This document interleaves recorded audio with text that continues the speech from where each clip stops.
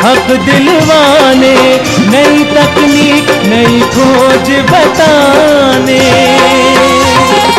पशुधन को गुणवान बनाना, पौध सुरक्षा को सिखलाना, खेती के सब गुर समझाने, भारत का सरताज बनाने।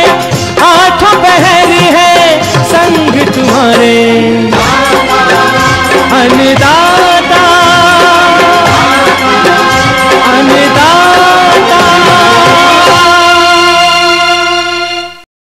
नमस्कार, मैं हूं आपके साथ ऋतु ज्ञानवानी। आप सभी दर्शकों का अन्नदाता कार्यक्रम में स्वागत करती हूं।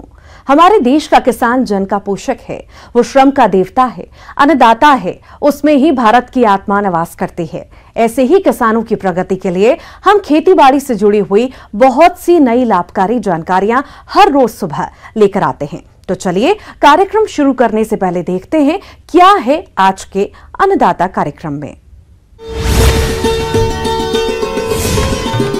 ब्रुसेल्स स्प्राउट की खेती करके कमाएं अच्छा मुनाफा। घर के पिछवाड़े कुक्कुट पालन करके कमाएं अच्छी आय।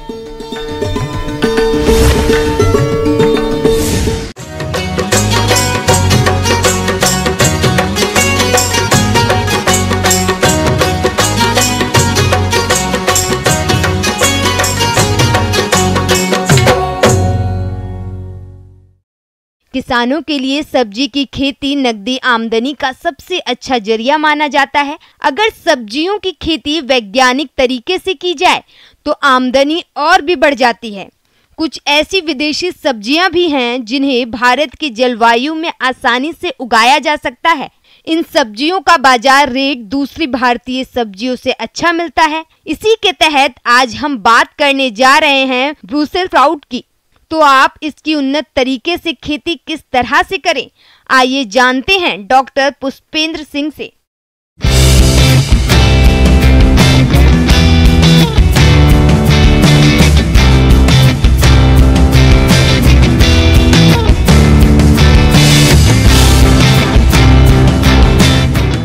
सभी किसान भाइयों को मैं बताना चाहता हूँ कि जैसे सामान्यतः गोभी की वर्गीय जो सब्जियां हैं उनमें सबसे आती है, जैसे आपके फूल गोभी आती है, पत्ता गोभी आती है, गांठ गोभी आती है, आपकी ब्रोकली आती है। लेकिन ये नई तरह की फसल है जिसका नाम है ब्रसेल्स स्प्राउट।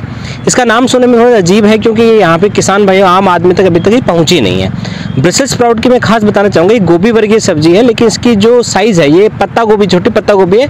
पहली बात तो तने पे लगती है, इसका फूल नहीं बनता, तने पे छोटी छोटी गांठें नुमा बनती है। एक एक जो गोभी होती है, इसी ब्रसेल्स स्प्राउट का जो गांठ होती है कम से कम आप कहता हूँ 80 से 100 ग्राम की होती है। ये जैसे सामान्य तो गोभी है तो पका के खाई जाती है, लेकिन ये जो गोभी है ये सलाद के फॉर्म में ज़्यादा प्रचलित है। इसको कच्चे के फॉर्म में ज़्यादा, कच्ची जो गोभी है उसके फॉर्म में ज़्यादा खाया जाता है। और इसका खास बात ये है कि जितनी भी गोभी वर्गीय सब्जियाँ हैं उनमें से सबसे ज़्यादा पोषक तत्व इसमें सबसे अधिक पाए जाते हैं। जैसे बात करता हूँ सबसे ज़्यादा कार्बोहाइड्रेट, सबसे ज़्यादा प्रोटीन, सबसे ज़्यादा विटामिन ए, सबसे ज़्यादा विटामिन सी और सबसे ज़्यादा पोटेशियम और आयरन।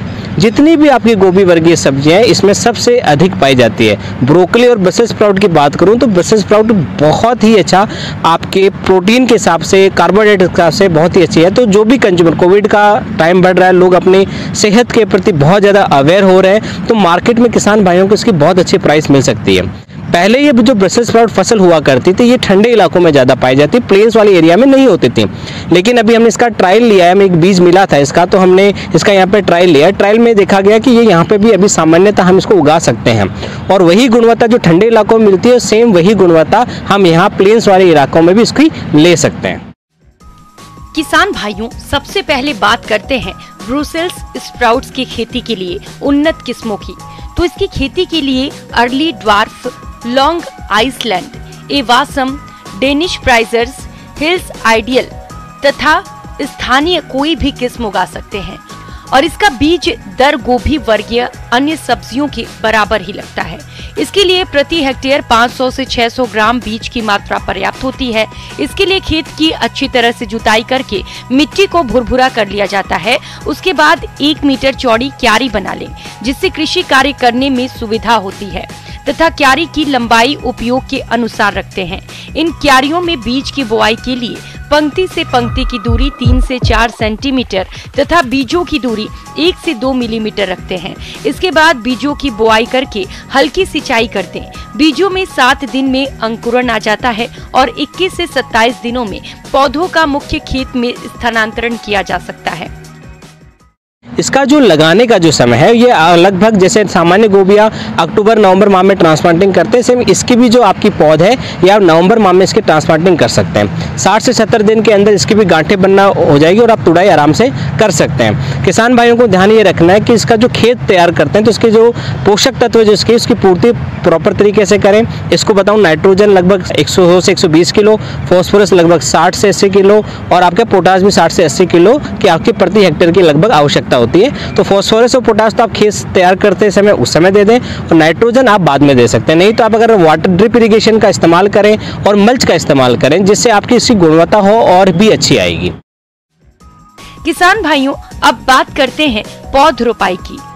तो पौधों की रोपाई शाम के समय की जाए, अन्यथा पौधे मुरझाने लगते हैं और पौधों की रोपाई करके तुरंत बाद सिंचाई कर देना चाहिए।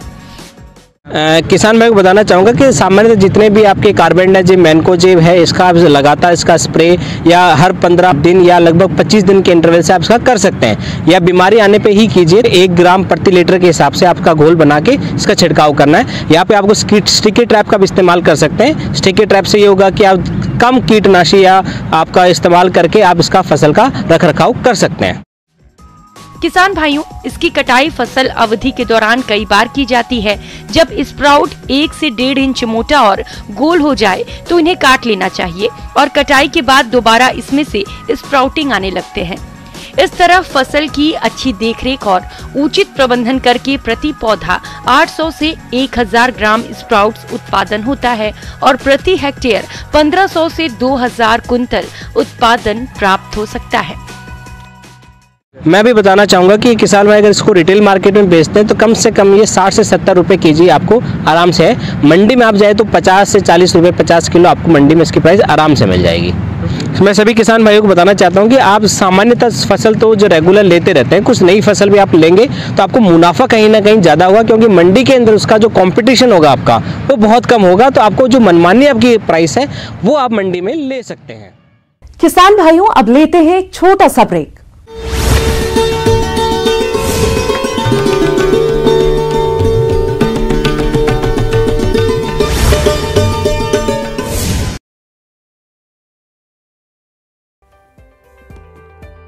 आठ साल की उम्र में बड़ा मुकाम, सर पर हेलमेट और पांव में रोलर स्केट्स के साथ सजी धजी फुल यूनिफॉर्म में महज 8 साल की प्रिशा के हुला लूप के स्टेप छोटी उम्र में बड़ी मंजिल तक पहुंचने की कहानी बयां करते हैं।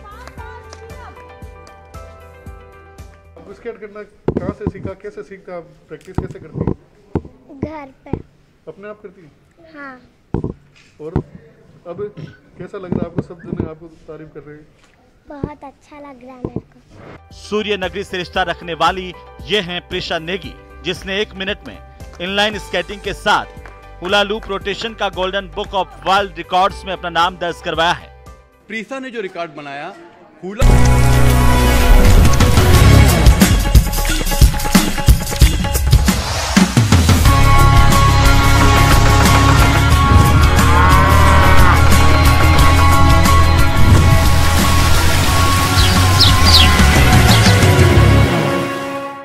ब्रेक के बाद आप सभी दर्शकों का अन्नदाता कार्यक्रम में स्वागत है।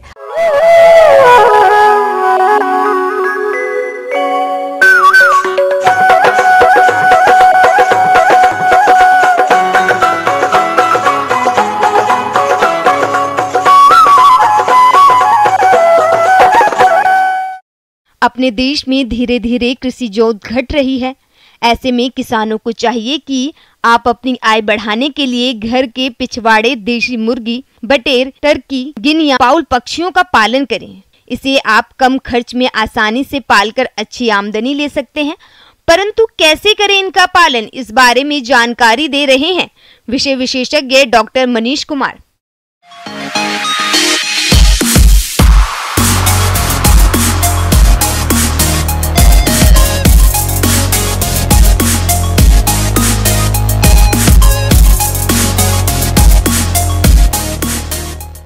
लोग देख रहे हैं कि अभी हमारे देश में अगर मांसाहार की बात की जाए तो सबसे ज़्यादा बकरी और जो है कि ब्रॉयलर की मीट पे लोगों का झुकाव रहता है, लेकिन बदलाव के लिए वो भिन्न भिन्न बर्ड्स का मीट भी हम लोग प्रयोग में लाते हैं।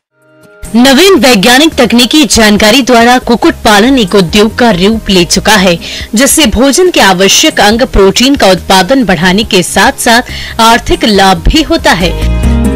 गत 30 से 35 वर्षों में बड़े शहरों में अंडा और कुक्कुट की मांग बहुत तेजी से बढ़ी है। इसी कारण ये व्यवसाय तेजी से बढ़ता जा रहा है। इसको किसान 25 से 50 पक्षी रखकर बैकयार्ड मुर्गी पालन के रूप में भी कर सकते हैं। जैसा कि मैंने बताया है पहले, बैकयार्ड पोल्ट्री में हम लोग पुराने देसी मुर्गी की बात करते हैं जिसका ब्रीड असील और ग्रामप्रिया, वनराजा इत्यादि। उसके बाद जो है कि देसी मुर्गी के अलावा अन्य पक्षी जिसका हम लोग जो है कि पालन कर रहे हैं, जो कि मेनली बैकयार्ड फार्मिंग के रूप में ही अभी अपने देश में किया जा रहा है। उसमें बटेर, टर्की और गिन्नी फाउल प्रमुख हैं। बटेर जहाँ तक जो है कि काफ़ी छोटा वजन होता है, 300 ग्राम का होता है और बहुत कम दिनों में 20 से 25 दिनों में इसको पाल कर तैयार किया जा सकता है। इसके लिए थोड़ा सा फार्म हाउस की आवश्यकता होती है और एक हम छोटा सा घर बना के ही इसको पाल सकते हैं, चूँकि इसको अन्य जीवों से सुरक्षा की आवश्यकता होती है। तो इसके लिए हम लोग जिस तरह से पोल्ट्री हाउस बनाते हैं उस तरह से पोल्ट्री हाउस बनाते हैं और जो सारा कुछ हम लोग ब्रॉयलर पालने में ध्यान देते हैं वो यहाँ भी करते हैं। बटेर का अंडा कंपेरेटिवली छोटा होता है तो अंडा ज़्यादातर उपयोग में नहीं लाया जाता है, ज़्यादातर इसको हम लोग मीट उत्पादन के लिए ही पालते हैं। उसके बाद गिन्नी फॉल की बात करते हैं तो गिन्नी फॉल एक तरह से कहिए कि चाइनी मुर्गी या चीनी मुर्गी हम लोग कहते हैं और ये विदेशी मुर्गी की तरह लगता है। वजन में ये आम मुर्गियों से बड़ा होता है और इसके लिए भी हम लोग एक तरह से बैकयार्ड पोल्ट्री के में ही इसको पालते हैं अपने घर के पीछे। गिनी फाउल पालन अंडे और मांस दोनों के लिए किया जाता है। 12 हफ्तों में इसका वजन 10 से 1200 ग्राम तक हो जाता है। इस दौरान ये 110 से 200 अंडे तक देती हैं और लगभग 4 से 5 माह के बाद ये पक्षी बेचने योग्य तैयार हो जाता है। और थोड़ा सा ये वाइल्ड है, मतलब ये कहिए कि हम लोगों से उतना फ्रेंडली नहीं है जितना कि मुर्गी प्रजाति हम लोगों से फ्रेंडली है। तो इसके लिए भी हम लोग खाने के लिए कोई विशेष व्यवस्था करने की ज़रूरत नहीं है। ये घूम फिर के चर के पिछवाड़े में जो भी घर में जो भी हम लोगों के घर का जो वेस्ट पदार्थ है वो खा के ये तैयार होता है। और इसका जो है कि इसको अंडा, अगर हम लोग इसको अंडा लेना चाहें तो इसके लिए इसका काफ़ी उम्र बढ़ेगा तभी ये अंडा देगा। उसी क्रम में एक टर्की एक पक्षी है जिसका जो है कि एडल्ट वेट काफ़ी बड़ा होता है। वो उससे जो है कि हम लोग 7.5 किलो से 9.5 किलो तक का मीट प्राप्त करते हैं। लेकिन इसके लिए उसको हम लोगों को कम से कम 12 से 14 वीक तक उसको ग्रो कराना पड़ता है। टर्की भी एक वाइल्ड है और विदेशी पक्षी है जिसको हम लोग अब घर के पिछवाड़े में या एक घेरा बना के, बाड़ी बना के उसको हम पाल सकते हैं। टर्की पक्षी में बोर्ड कगेस्टेट हवाइट भारत में पाली जाने वाली प्रमुख टर्की है। यह भारतीय जलवायु के लिए सर्वाधिक उपयुक्त नस्ल है। यह 7 से 8 माह में 10 से 12 किलोग्राम शरीर भार प्राप्त कर लेता है। इसके विषणन की आयु क्रमशः नर एवं मादा में 80 से 23 सप्ताह एवं 18 से 20 सप्ताह उपयुक्त है। 20 से 24 सप्ताह की आयु में उनका शरीर का वजन 8 से 9 किलोग्राम हो जाता है। और यहाँ भी हम लोग अंडे का उतना उपयोग नहीं करते हैं जितना इसके जो है कि बर्ड का। रही बात हम लोग कोई भी मुर्गी पाल रहे हैं, घर के पिछवाड़े में पाल रहे हैं, तो जैव विविधता या बायोसिक्योरिटी बहुत ही इम्पोर्टेंट है जिससे कि इसमें कोई बीमारी नहीं आवे। वहीं पे हम लोगों को ध्यान देना है। जैसे कि कोई भी बीमारी आवे नहीं आवे इसके लिए हम लोग डिसइंफेक्टेंट का छिड़काव करते हैं जिससे कि जो भी रोग पैदा करने वाले जीवाणु या विषाणु पीछे बहुत दिन से मुर्गी मार रह रही है तो उससे जो है कि हो जाती है, उसके मात्रा में वृद्धि हो जाती है, तो उसका जो है कि संख्या घट जाए और मुर्गी जो है कि एक स्वस्थ जीवन जी सके। आमतौर पर घर के पिछवाड़े यानी कि बैकयार्ड में पाले जाने वाले पक्षी जैसे देशी मुर्गी, बटेर, टर्की और गिनी फाउल अधिकांश आहार का भाग चराई से प्राप्त कर लेती है। ये चराई में केचुए, छोटे कीड़े, घोंगे, दीमक, घास फूस और रसोई अवशिष्ट के पदार्थ खाती है, जिससे इसके आहार में 50% तक की बचत होती है। इसके अलावा इनके आहार में हरा चारा शामिल किया जाता है। शेष बचे आहार की पूर्ति के लिए पूरक आहार में दाना और खनिज मिश्रण दे सकते हैं। किसान थोड़ी सी जगह में इनका आवास बांस और पुआल आदि बना सकते हैं। शिकारी पक्षियों और अन्य जीवों से बचाने के लिए सुरक्षा घेरा भी तैयार कर सकते हैं। उसको मुर्गी को दिया जाने वाला ही डाइट हम लोग दे सकते हैं, या जो कि हम लोग के यहाँ जो भी घर का वेस्ट है या एग्रीकल्चरल बाई वेस्ट है वो उसको दे सकते हैं और उसको हम लोग पाल सकते हैं। टर्की को भी हम लोग मुख्यतः मांस के लिए भी पालते हैं, इसके अंडे का सेवन हम लोग उतना नहीं करते हैं।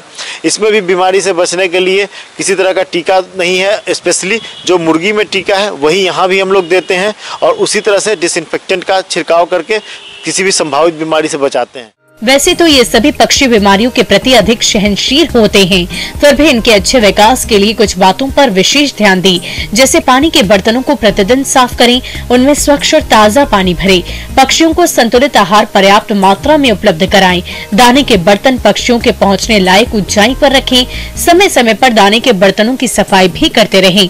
यदि उनमें कोई कमजोर, सुस्त या बीमार दिखाई दे तो उसे झुंड से अलग कर दें। अगर आप भी इन पक्षियों का पालन करना चाहते हैं तो अपनी यहाँ की बाजार मांग देखें और इसके बाद केंद्रीय पक्षी अनुसंधान संस्थान बरेली से संपर्क कर इनका प्रशिक्षण ले सकते हैं। आगे और भी है खेतीबाड़ी से जुड़ी हुई बहुत सी रोचक जानकारियां। यहाँ रुकेंगे एक और ब्रेक के लिए।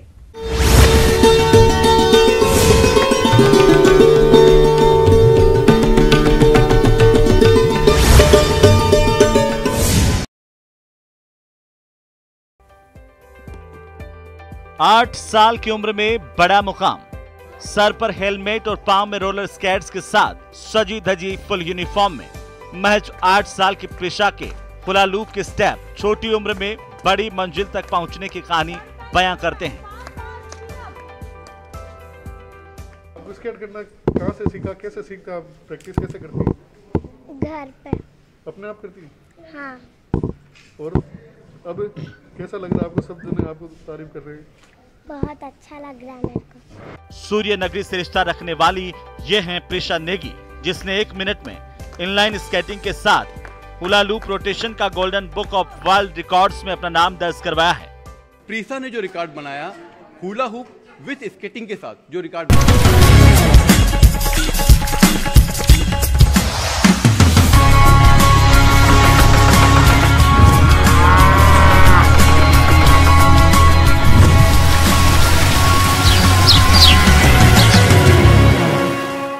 ब्रेक के बाद एक बार फिर से आप सभी दर्शकों का अन्नदाता कार्यक्रम में स्वागत है।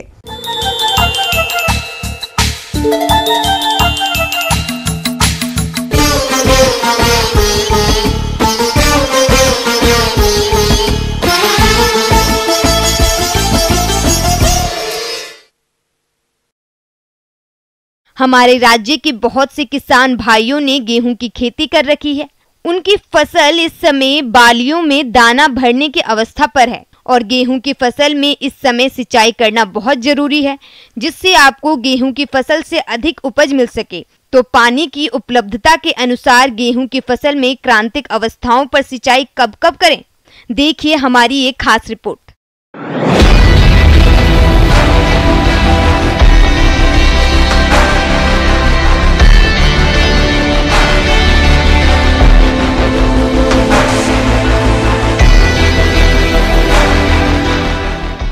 गेहूं जो है रबी का मुख्य फसल होने के कारण इसकी पर्याप्त उत्पादकता प्राप्त करना बहुत आवश्यक है, देश की खाद्य सुरक्षा के लिए आवश्यक है। जल प्रबंधन किसी भी फसल के अच्छे उत्पादन के लिए जरूरी होता है।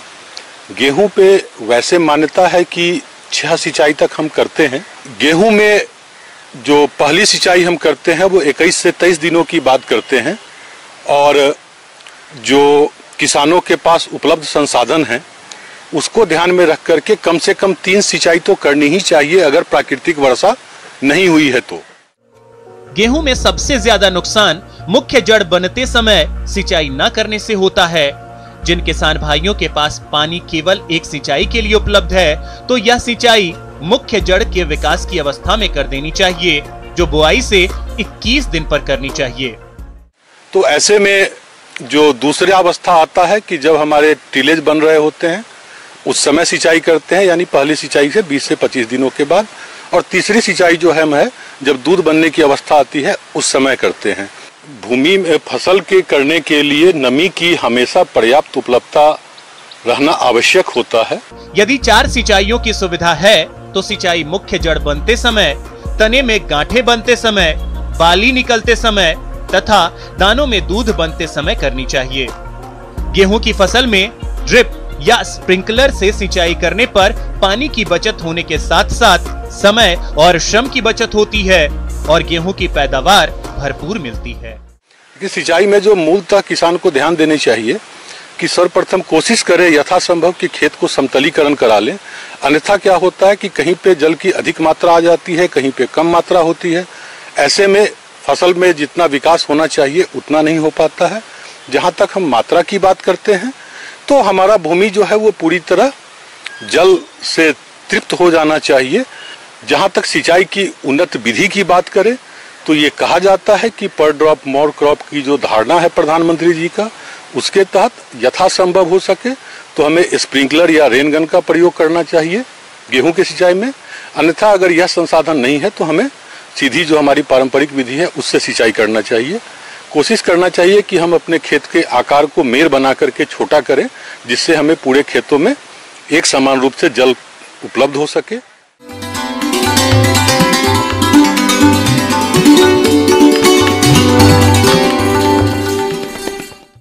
और आइए अब जानते हैं अन्नदाता निशुल्क फोन के माध्यम से पूछे गए समस्याओं का समाधान। आज की अन्नदाता हेल्पलाइन में हमने जिस प्रश्न को शामिल किया है उसे पूछा है श्री माधोपुर जिला सीकर के अनिल कुमार ने। आपने सहजन की उन्नत तकनीक से खेती के बारे में जानकारी चाहिए है, तो इसके लिए देखिए कार्यक्रम का यह अंश।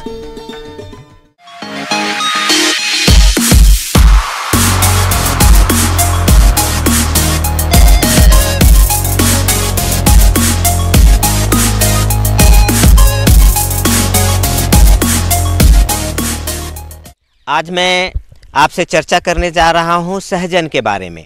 मोरिंगा सहजन, इसको कहीं पे सूटी, कहीं पे ड्रम स्टिक, कहीं पे कुछ और नाम से लोग जानते हैं। किसान भाइयों, आप सभी जानते हैं कि एक बहुत ही महत्वपूर्ण सब्जी है। इसका फली जो है उसको सब्जी के रूप में इस्तेमाल किया जाता है। इसके फूल को भी सब्जी के रूप में इस्तेमाल किया जाता है। इसके नन्हे नन्हे जो कोमल पत्ते होते हैं उसको भी सब्जी के रूप में इस्तेमाल किया जाता है। इसके अलावे अगर हम बात करें तो ये एक बहुत ही औषधीय गुण वाला पौधा है, सब्जी है। इसके फूल, पत्ते, फल, छाल सभी चीज औषधीय के रूप में इस्तेमाल होता है। सहजन एक पुरानी फसल है जिसकी खेती किसान भूल ही गए थे, लेकिन अब औषधि क्षेत्र और लोगों के बीच इसकी मांग बड़ी तेजी से बढ़ रही है। सहजन औषधीय गुणों से भरपूर है। सहजन में 300 से अधिक रोगों की रोकथाम के गुण होते हैं। इसमें 92 तरह के मल्टीविटामिन, 46 तरह के एंटीऑक्सीडेंट, 36 तरह के दर्द निवारक और 18 तरह के एमिनो एसिड मिलते हैं। कुपोषण और एनीमिया रोग में सहजन फायदेमंद होता है और यह एक ब्लड प्रेशर को कंट्रोल करने की बहुत ही अच्छी दवा है। अब इसके लिए है कि अगर कुछ किस्में अब ऐसी विकसित हो गई है, जैसे इसमें 12 मासी प्रभेद भी उपलब्ध किए हैं। इसके अलावा रोहित 1 है, कोयम्बटूर 2 है, PKM 1, PKM 2 है। इसके अलावा और अलग अलग क्षेत्रों में बहुत सारे स्थानीय किस्में हैं जिसका आप चयन कर सकते हैं और उसकी खेती कर सकते हैं। सहजन की खेती सभी प्रकार की मिट्टियों में की जा सकती है। यहाँ तक कि बेकार, बंजर और कम उर्वरा शक्ति वाली भूमि में भी इसकी खेती की जा सकती है। परंतु व्यावसायिक खेती के लिए साल में 2 बार फल देने वाले सहजन के लिए 6 से 7.5 pH मान वाली बलुई दोमट मिट्टी बेहतर पाई गई है। 1 हेक्टेयर में खेती करने के लिए 500 ग्राम बीज पर्याप्त है। साल में 2 बार फलन के लिए बीज से प्रवर्धन करना अच्छा होता है। बीज को सीधे तैयार गड्ढों में या फिर पॉलीथीन बैग में तैयार कर गड्ढों में लगाया जा सकता है। पॉलीथीन बैग में पौधे 1 महीने में लगाने योग्य तैयार हो जाते हैं। ये बीज मंगाएंगे तो छोटे छोटे हल्के बीज इसके आते हैं। तो इन बीजों को आप क्या करेंगे, पहले रात भर पानी में इसको डाल के भिगो देंगे। उसके बाद सुबह में इसके ऊपर जो छिलका होता है उसे हटा देंगे और अंदर जो इसका दाना होता है, गुठली होता है, छोटे छोटे बीज होते हैं, उसकी आप बुआई करेंगे। या तो आप नर्सरी में इसकी बुआई करें या सीधी बुआई कर सकते हैं। देखिए, लगाने का आमतौर पर जाड़े को छोड़ के किसी भी मौसम में आप इसकी बुआई कर सकते हैं। सबसे बढ़िया मौसम होता है फरवरी मार्च का महीना। इस समय आप लगाएंगे तो बहुत अच्छा रहेगा। ध्यान रहे कि फरवरी मार्च के महीने में अगर आप इसकी बुआई करना चाहते हैं, इसकी रोपाई करना चाहते हैं, तो आपको सिंचाई का उत्तम प्रबंध आपको देख लेना होगा, वो ऐसे जगह पे करेंगे। अगर आप बरसात के मौसम में इसकी बुआई करते हैं, सिंचाई का साधन नहीं है, तो ऐसे ज़मीन पे करें जो बलुआही दोमट किस्म का हो और जल निकासी के साधन हो। अगर जल जमा होगा तो जो नए पौधे लगाएंगे या इसकी कटिंग लगाएंगे, टहनियों को आप लगाएंगे तो ये खराब हो जाएगा। जल धारण नहीं सहता है, जल जमाव को बर्दाश्त नहीं करता है। अगर आप बड़े पैमाने पे खेती के तौर पे लगाना चाहते हैं तो दूरी क्या होनी चाहिए? कतार से कतार 3 मीटर दूरी होनी चाहिए, पौधे से पौधे 3 मीटर दूरी होनी चाहिए। आप 60 से 90 सेंटीमीटर की तक के 60 से 70 सेंटीमीटर 80 सेंटीमीटर की लंबाई चौड़ाई और गहराई का पीट बनाएंगे, गड्ढा खोदेंगे, उसमें समुचित मात्रा में कंपोस्ट डालेंगे, राख डालेंगे। अगर आपके पास करंज की खली है तो आधे kg प्रति गड्ढा के हिसाब से करंज की खली भी डाल सकते हैं। साथ ही साथ हमको ये बताते चले कि प्रति हेक्टेयर की अगर हम बात करें तो 50 kg नाइट्रोजन, 50 kg फास्फोरस और 50 kg पोटास की आवश्यकता होती है। यानी प्रति गड्ढा 50-50 ग्राम अगर हम डाल देते हैं DAP और 50 ग्राम पोटास तो आपके लिए ये सफिशियंट होगा। अब अगर तेज हवाएं चल रही हो, इसका अंदेशा है, तो आप लकड़ी का सहारा देके इसको जो H शेप देते हैं, 2 लकड़ी दोनों साइड बांध दे, बीच में एक और लकड़ी बांधे और इसको सहारा देके आप इसको खड़ा कर सकते हैं। इस तरह से आप बुआई कर